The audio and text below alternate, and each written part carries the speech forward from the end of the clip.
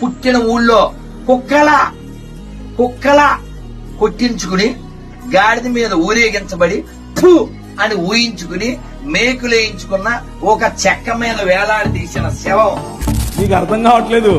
3 మేకులు పీక్కుండేది కాదు, మనుష్య సమాజానికి పట్టినటువంటి పాపం అనే మేకును, ఆ మేకుకున్న ముళ్ళు, మరణం అనే ముళ్ళును విరిచి పారేయటానికి ఆయన సిలువనెక్కాడు.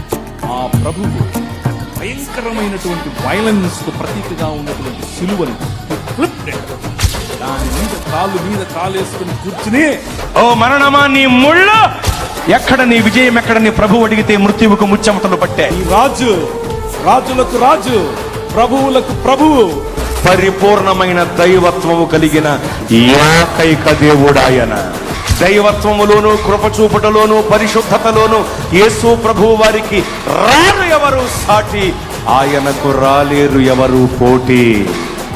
అంత గొప్ప దేవుడాయన, అంత గొప్ప దేవుడాయన, అంత గొప్ప దేవుడాయన.